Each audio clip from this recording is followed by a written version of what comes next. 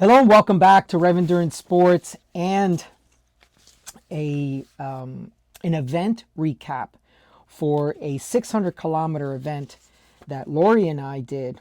And if it's your first time to the channel, Lori is an absolute freak of nature on the bike. So a lot of the stuff that I've done some videos in the past, like why we switched her from a mid-compact to a 5339 standard crank set. We've done some other stuff, and she's won some hill climbs, Santa Barbara hill climb, Gibraltar Road, Gibraltar Mountain, what's it called? Gibraltar Mountain Road. Yeah, okay. So, but this is, it's two videos. I'm going to get her perspective. She's got an appointment, and she lives about an hour away, so she's got to get to an appointment. I've got someone coming in.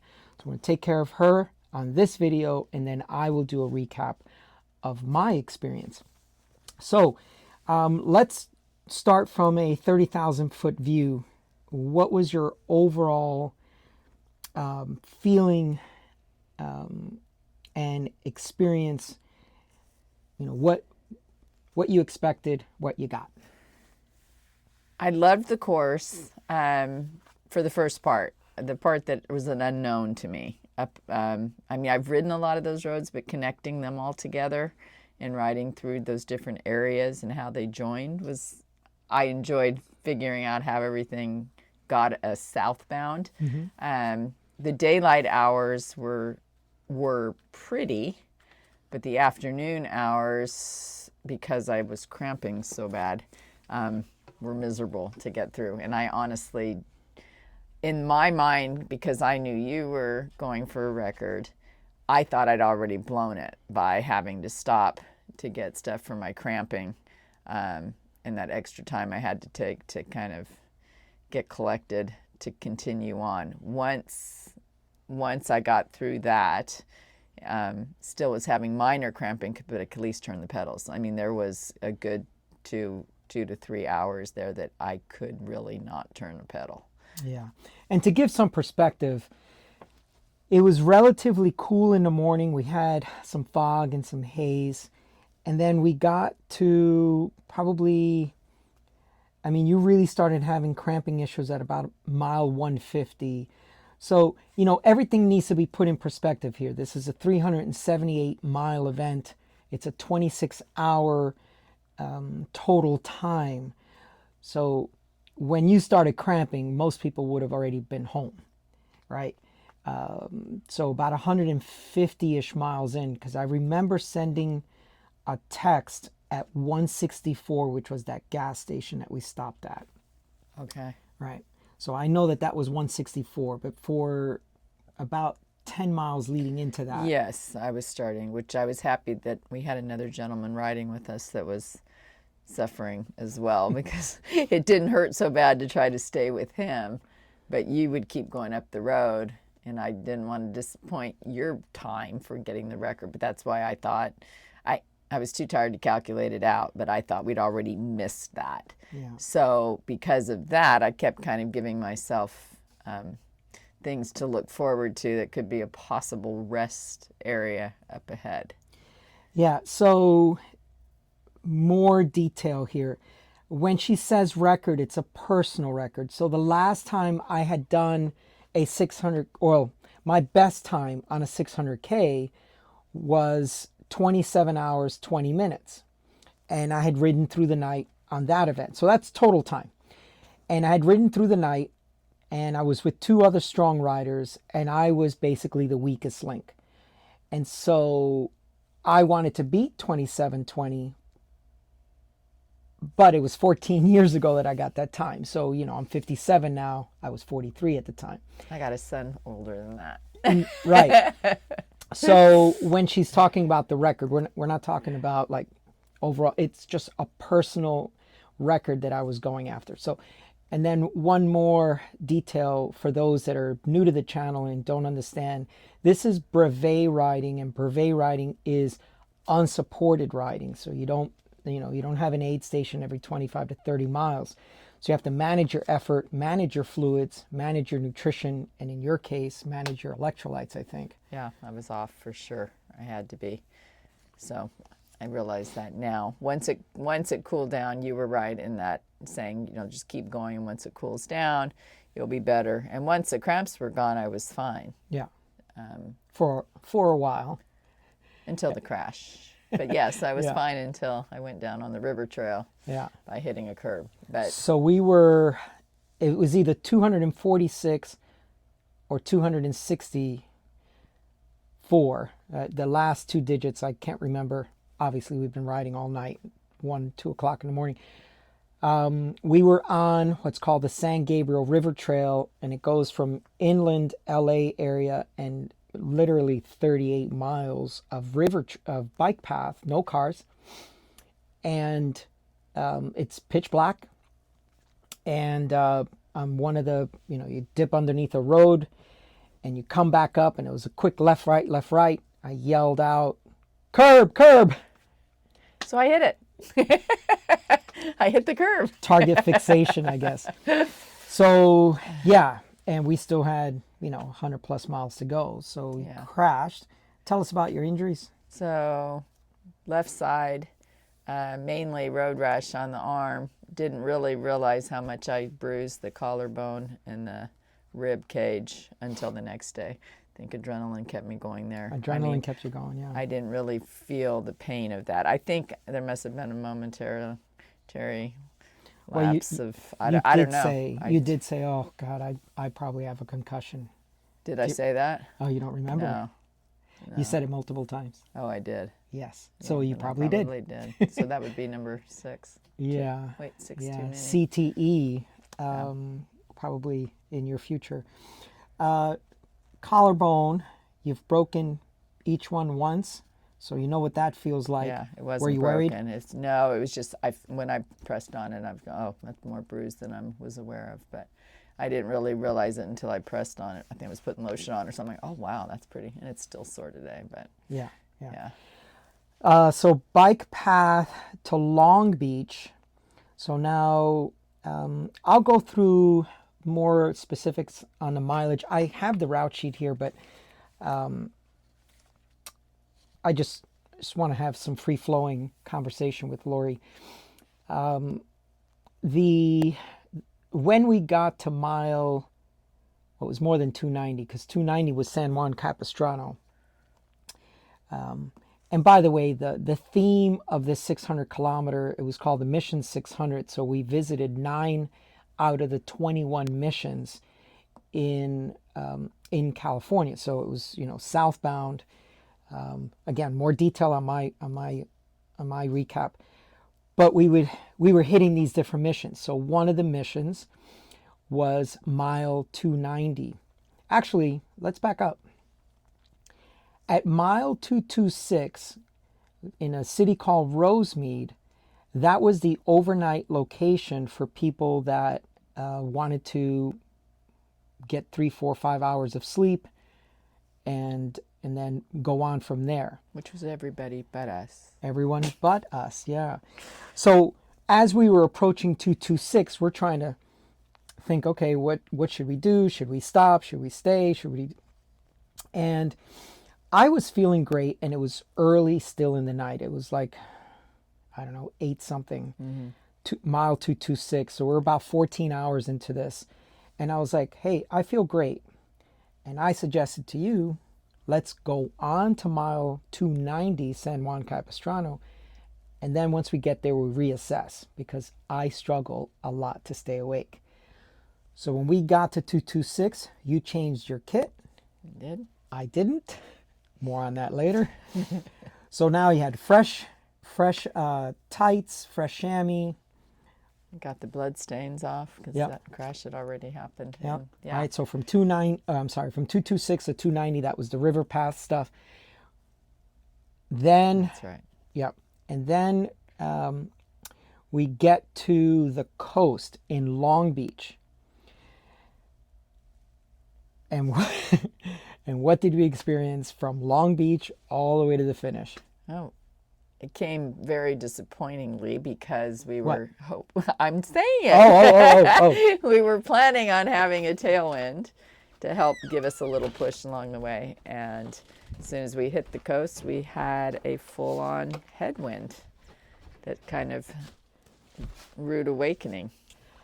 Yeah, that made it really tough mentally. Physically, we all know that headwinds suck. But what made it even worse was weeks before, when the route was announced, I'm like, oh, great, we'll have tailwinds on the last, 100 miles or so. Not. False hope. Yeah, so we were doing about 15, 16, and the miles are just not ticking along. But we kept going. And what was good is that was all now our riding areas. So we were familiar with a lot of it, and we're like, okay, I know there's a hill coming, and I know this, and I know that. So for people from out of town, that might have been a little bit of a disadvantage. But for me mentally, I was like, let's keep riding through the night because we know what's coming. And so headwinds. So we were doing 14, 15. That's something that we should have been going 20 plus. Minimum 20, yeah. So it's funny because we've been doing a debrief and it wasn't live on camera. You mentioned earlier you'd never felt drowsy. No, I didn't. I mean, the only time I question is, like I said, is when I hit that curve, if maybe that's why I hit the curve. But that, I think, woke me back up if I was tired, because I didn't ever feel tired. And I just gotten back I was worried about it because I did 4 days of hiking in Machu Picchu. And then Tyler and I signed up for the 2 bonus climbs for the both mountains on the side of Machu Picchu, not realizing how treacherous the 4 days were going to be. We're like, we never would have bought tickets to do those 2 additional hikes had we known how hard that was. So 6 days of hiking, 1 day of flying, 1 day of unpacking and repacking, and then heading off to do this. So I was worried that I was going to have jet lag, be tired from that. What was the time difference between Peru? Only 2 hours. Oh, good. Okay. So that helped, and I did sleep on the plane. So what day did you get back? I got back on Wednesday night, used Thursday to unpack and repack, and then we headed out of town on Friday. Yeah. So it was a quick turnaround, and I was worried about being sleepy, but like I said, and unfortunately, these 2 dates were pretty much fixed in stone. I would never have done it. We kind of decided last minute to do Machu Picchu. But it took you a year to get into Machu Picchu hike. Yes, but then we had canceled because of all the unrest going on. In the country, yeah. Yeah, and so really, we only knew 3 weeks ahead of time we were going to do it. And I had to actually leave my husband and my son early to get back to do this 600K because we'd already committed to that. So right. And so now another interesting tidbit, Lori's husband, Don, was flying back Saturday night. And one of our good friends was meeting us at controls because that's the only place you can get support. So you don't have a vehicle following you the whole time. And by the way, that's really nice to have in the middle of the night, to have a vehicle behind you with amber lights blinking and all that stuff. And that's why my PR is 14 years old, because I moved away from this unsupported through the night riding because my son was 4 years old, and I was like, no, I got to come home every night. So it would have been really a safer journey for us to have a vehicle behind us, but couldn't do that. Anyway, so Don is flying back from Peru, and his flight gets in Saturday night at 7, and Noreen has to go to the airport to go pick him up and then come back. And then, Don is on the last 2 controls, mile 290 and no. They met us in San Juan because that was the next stop between the time she left us in Rosemead.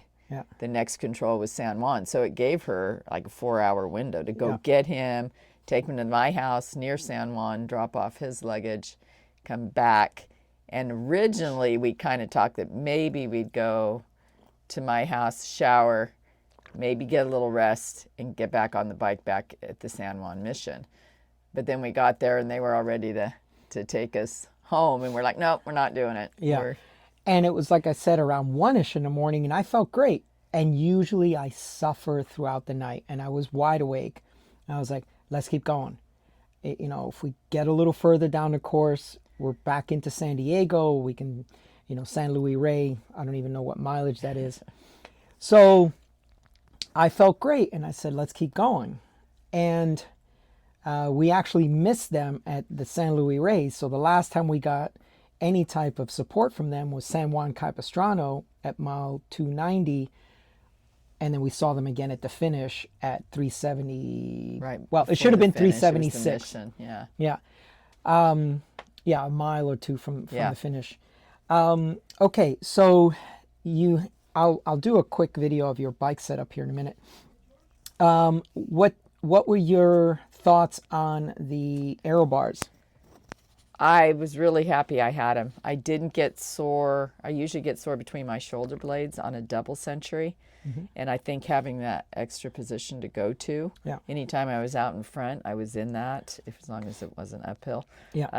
And I really liked having that other spot. It just lets the body relax a little bit more. Mm-hmm. Mm-hmm. And there's plenty of research that Aerobars are faster than going without. So being a 378 mile, well, it ended up being 378 because we got lost a few times. It should have only been 375 or so. Okay, what about your, let's say, your bag setups? Anything in particular that you want to do different? I pretty much like everything I have. The only thing I might do for the 1200K, I may wear a light fanny pack to have food accessible, because I used a barrel bag, which I like for carrying like tubes and supplies that I may need that don't need to get to. I found that I had food and chamois cream in there, but because it's so hard to get in and out of, I didn't ever touch anything in it. I just carried that extra weight. So well, the key to using that barrel bag or frame bag is that you want to be able to access that stuff when you stop. Right. Not during. So you want most of your stuff that's easily accessible, like let's say in your top 2 bag, which we're going to get more into this. Okay, so nutrition wise, how did you feel? What kind of? I think I felt good with my nutrition. I used a lot of the mix of SPIZ and the health code, which kind of gives me a good balance between carbs and protein in the bottle. Mm-hmm. I'm not sure I drank enough of that. I also used the green apple, what is that stuff? Carbolin. Yeah. And because I was so thirsty that day, I found myself going to that because it was thirst quenching. Even at night, it just, that green apple tastes really good. It's yummy. So I did use that, I think, more than I used the nutrition. But because we had some nutrition at the stop, but I was really craving real food by the time between San Juan. What would you say your percentage split between liquid fuel, solid foods? I didn't really eat that many solid foods. I would say it was probably at least 75 liquid, 25 food, because I snacked on olives and pickles, and trying to think what else I snacked. Part of the problem was too, I think, because I know you like a variety, although when you're riding you don't, I found extra food that I forgot that I had bought for the event. So I had 2 big buckets of food, and you kind of forget what you have. And I remember you talking about that before. If you have too much, I started unpacking. I'm like, oh, there's my peanut butter, and there was my chocolate and espresso beans. All these things that I just didn't see them because there was so much. So I didn't grab at them. I knew I had the olives and pickles, and I knew I needed the salt. So I did have those. I think I had a beef stick. And that's, pretty much the solids I had. Very little. 75, 25. So, you can train to either eat solid foods during your rides, or you can train yourself to go full liquid, or a mixture of both. You got to figure that out for yourself. Okay, so one of the things that we talked about this morning was tire choice and some other little things. So you rode 25 tires, and how did those feel? What do you think going forward? How are the roads in France? You've ridden there, so maybe you could tell me more Roads about are that. great. I'm not concerned at all about the roads in France. It's almost like they make them for the cyclists. Just, bikes take priority over there, Yeah, so it's that's very nice. cool. But I do think I want to go with a wider tire, Okay. just for the comfort of that many miles. Yeah. What would you say is the type of tire, the size that you'd like to go with? Well, I think you said my bike will hold 30, so I may go 30. Oh, wow. Okay, so from 25 to 30. I rode 30s. We'll get out more about my equipment Well, choices. and you get away from me, so I'm thinking maybe it's the tire, but I know that's not the case. I Yeah. just like to think maybe that'll help. Yeah. So let's talk about your recovery. So we're up 20, over 24 hours, 26 to finish. So let's talk about your recovery the next couple of days. How did that go? So, Today's Thursday. The event was Saturday through Sunday.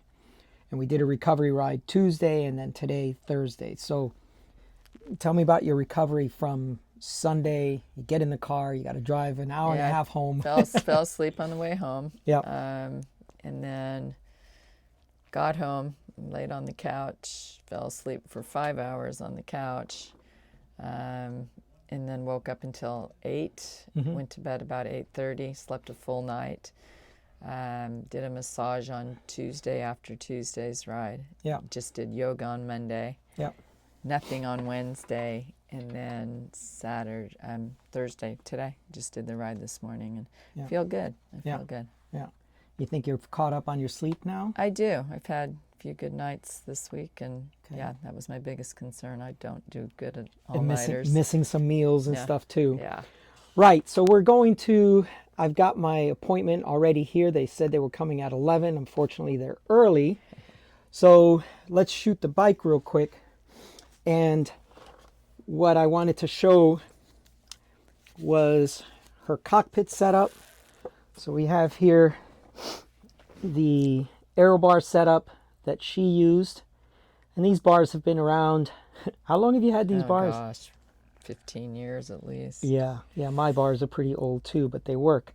And then you had a top tube bag, and the burrito bag is not here at the moment because, today we didn't need it. We're probably going to transition to a frame bag because we know it's faster, and I'd love to get Tim Taylor's goat every time he kept talking about frame bags, and I kept insisting I was going to ride a burrito bag. But, honestly, aerodynamics doesn't matter when everyone is cracked. And everyone did crack. I mean, that was the thing. And I was slowing down, waiting for everyone with my burrito bag. Okay, so Lori, I appreciate you taking the time to talk with us. You bet. Because, a lot of people need to know that it's not a male, it's a male-dominated sport, but women can do it too, right? Yep. All right. Thank you so much for watching. Please like and subscribe. And please hit that notification bell because I will be doing a 600K recap of my experience. All right. All for now. Take care.